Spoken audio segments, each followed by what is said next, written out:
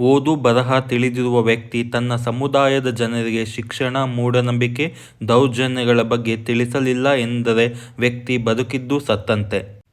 ಬದುಕು ಸುದೀರ್ಘವಾಗಿರುವುದಕ್ಕಿಂತ ಶ್ರೇಷ್ಠವಾಗಿರಬೇಕು. ಪ್ರಾಮಾಣಿಕತೆಯು ಎಲ್ಲ ನೈತಿಕ ಗುಣಗಳ ಮೊತ್ತ. ಮನುಷ್ಯ ಚಿರಂಜೀವಿ ಆಗಲಾರ, ಆದರೆ ಅವನ ಚಿಂತನೆಗಳು ಶಾಶ್ವತವಾಗಿ ಉಳಿಯುತ್ತವೆ ಎಂದು ಈ ವಾಕ್ಯಗಳನ್ನು ಹೇಳಿದವರು ಡಾ. ಬಿ. ಆರ್. ಅಂಬೇಡ್ಕರ್ ರವರು. ಬೆಂಗಳೂರಿನಲ್ಲಿ ನಡೆಸುವ ಫಲಪುಷ್ಪ ಪ್ರದರ್ಶನ ಕಾರ್ಯಕ್ರಮದಲ್ಲಿ ಈ ವರ್ಷ ಅಂಬೇಡ್ಕರ್ ರವರ ಜೀವನ ಚರಿತ್ರೆಯನ್ನು ಜನರ ಮುಂದೆ ಇಡಲಾಗಿದೆ. ಈ ಬಾರಿಯ ಫಲಪುಷ್ಪ ಪ್ರದರ್ಶನದಲ್ಲಿ ಜನರು ಸಂವಿಧಾನಗಳ ಆಶಯಗಳನ್ನರಿಯಲು ಅಪೂರ್ವ ಅವಕಾಶ ಒದಗಿಸಿದೆ ಎಂದು ಮುಖ್ಯಮಂತ್ರಿ ಸಿದ್ದರಾಮಯ್ಯನವರು ತಿಳಿಸಿದರು. ಅವರು ಇಂದು ಸಂವಿಧಾನ ಶಿಲ್ಪಿ ಡಾ.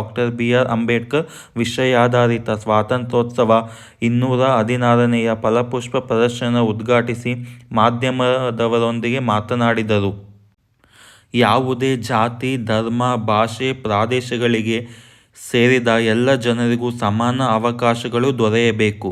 ಜನರಿಗೆ ಆರ್ಥಿಕ, ಸಾಮಾಜಿಕ ಸ್ವಾತಂತ್ರ್ಯ ದೊರೆತಾಗ ಮಾತ್ರ ರಾಜಕೀಯ ಸ್ವಾತಂತ್ರ್ಯ ಗಳಿಸಲು ಸಾಧ್ಯ ಎಂಬುದರಲ್ಲಿ ನಂಬಿಕೆ ಇರಿಸಿದ್ದರು. ಅಂಬೇಡ್ಕರ್ ರವರ ಬಾಲ್ಯದಿಂದ ತಮ್ಮ ಜೀವಿತಾವಧಿಯಲ್ಲಿನ ಪ್ರಮುಖ ಸಾಧನೆಗಳನ್ನು ವಿವಿಧ ರೂಪಗಳಲ್ಲಿ ಪ್ರದರ್ಶನದಲ್ಲಿ ಬಿಂಬಿಸಲಾಗಿದ್ದು, ಜನರು ಅವರ ಆಶಯಗಳ ಬಗ್ಗೆ ಅರಿಯಬಹುದಾಗಿದೆ. ಜನರು ಸಂವಿಧಾನದ ಬಗ್ಗೆ ಅರಿವು ಪಡೆದಾಗ ಮಾತ್ರ ಸಂವಿಧಾನದ ರೀತ್ಯ ನಡೆದುಕೊಳ್ಳುವುದು ಸಾಧ್ಯ. ಸಂವಿಧಾನ ರಚನಾ ಸಮಿತಿಯ ಅಧ್ಯಕ್ಷರಾಗಿದ್ದ ಅಂಬೇಡ್ಕರ್ ರವರನ್ನು ಸಂವಿಧಾನ ಶಿಲ್ಪಿ ಎಂದು ಕರೆಯಲಾಗುತ್ತದೆ. ಅಂಬೇಡ್ಕರ್ ರವರು ಎಂದೆಂದಿಗೂ ಪ್ರಸ್ತುತ ಎಂದರು. ಭಾರತ ಸ್ವಾತಂತ್ರ್ಯೋತ್ಸವದ ಅಂಗವಾಗಿ ಲಾಲ್ಬಾಗ್ನಲ್ಲಿ ಫಲಪುಷ್ಪ ಪ್ರದರ್ಶನವನ್ನು ಆಯೋಜಿಸಲಾಗಿದ್ದು, ಈ ಬಾರಿ ಸಂವಿಧಾನ ಶಿಲ್ಪಿ ಡಾ. ಬಿ. ಆರ್. ಅಂಬೇಡ್ಕರ್ ಅವರ ವಿಷಯಾಧಾರಿತ ಫಲಪುಷ್ಪ ಪ್ರದರ್ಶನವನ್ನು ಆಗಸ್ಟ್ 8ರಿಂದ 19ರವರೆಗೆ ಏರ್ಪಡಿಸಲಾಗಿದೆ.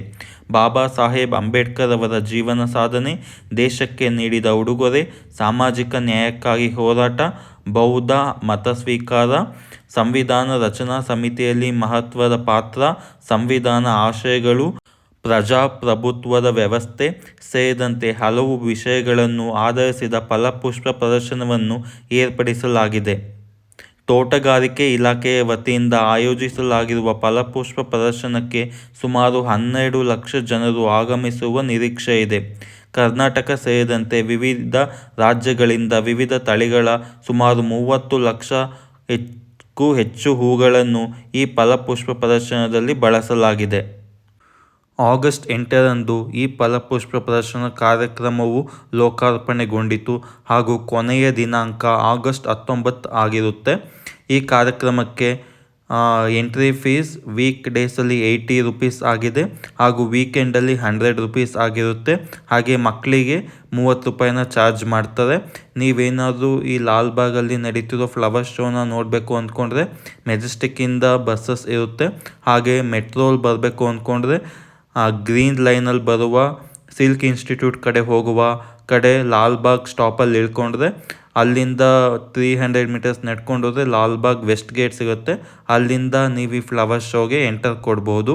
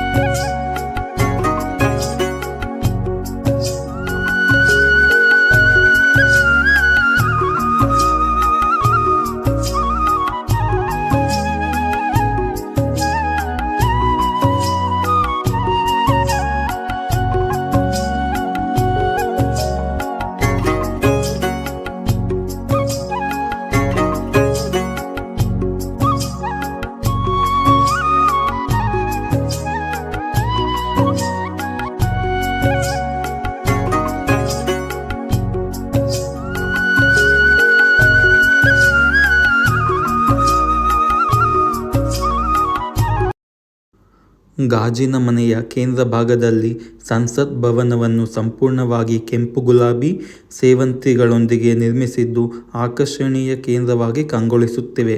ಅದರ ಮುಂಭಾಗದಲ್ಲಿ ಅಂಬೇಡ್ಕರ್ ಅವರ 12 ಅಡಿ ಎತ್ತರದ ಪ್ರತಿಮೆ ಇದೆ. ಎಡಗೈಯಲ್ಲಿ ಸಂವಿಧಾನ ಹಿಡಿದು ಬಲಗೈ ಮೇಲೆತ್ತಿ ತೋರು ಬೆರಳು ತೋರದಂತೆ ನಿಂತಿರುವ ಅಂಬೇಡ್ಕರ್ ಅವರ ಪ್ರತಿಮೆ ಸರ್ವರನ್ನು ಆಕರ್ಷಿಸುತ್ತಿದೆ.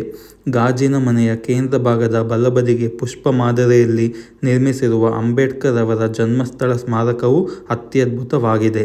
ಸಂಸತ್ ಭವನದ ಹಿಂಬದಿಯಲ್ಲಿ ಅಂಬೇಡ್ಕರ್ ಚೈತ್ಯಭೂಮಿ ಸ್ಮಾರಕದ ಪ್ರವೇಶ ಕಮಾನು, ಧರ್ಮಸ್ತಂಭ ಮತ್ತು ಸೂಕ್ತಗಳ ಪುಷ್ಪ ಮಾದರಿ ಕಂಗೊಳಿಸುತ್ತಿವೆ. ಅಂಬೇಡ್ಕರ್ ವ್ಯಕ್ತಿತ್ವ ಮತ್ತು ಸಾಧನೆ, ಮಹಾಡ್ ಸತ್ಯಾಗ್ರಹ, ಕಾಲಾರಾಮ್ ದೇವಾಲಯ ಪ್ರವೇಶ ಹಾಗೂ ಸತ್ಯಾಗ್ರಹ ಬಿಂಬಿಸುವ ಕಲಾಕೃತಿಗಳು, ಕೆರೆಗಾಂವ್ ಜಯಸ್ತಂಭದ ಮಾದರಿ, ಹೀರಾಕುಡ್ ಅಣೆಕಟ್ಟೆಯ ಪ್ರತಿಕೃತಿ, ಭಾರತ ಭೂಪಟ ಮತ್ತು ಸಂವಿಧಾನದ ಪೀಠಿಕೆಯ ಕಲಾಕೃತಿ, ಅಂಬೇಡ್ಕರ್ರ ತಂದೆ ತಾಯಿ ಅವರಿಗೆ ಪ್ರೇರಕ ಶಕ್ತಿಗಳಾಗಿರುವ ಭಗವಾನ್ ಬುದ್ಧ, ಸಂತ ಕಬೀರ್, ಗುರು ಸಮಾನರಾದ ಫುಲೆ ದಂಪತಿಗಳ ಪುತ್ಥಳಿಗಳನ್ನು ಪೀಠದ ಮೇಲಿರಿಸಿ ಹೂವಿನಿಂದ ಅಲಂಕರಿಸಲಾಗಿದೆ. ಜೊತೆಗೆ ಅವರ ಜೀವನ ಸಾಧನೆ, ಪಡೆದ ಯಶಸ್ಸು, ಪ್ರಶಂಸೆ ಸೇರಿದಂತೆ ವಿವಿಧ ಮಾಹಿತಿಯುಳ್ಳ ಚಿತ್ರಣಗಳನ್ನು ಅಳವಡಿಸಿ ಅಂಬೇಡ್ಕರ್ ಬಗೆಗಿನ ಮಾಹಿತಿ ಭಂಡಾರವನ್ನು ಸಾರ್ವಜನಿಕರಿಗಾಗಿ ತೆರೆದಿಡಲಾಗಿದೆ.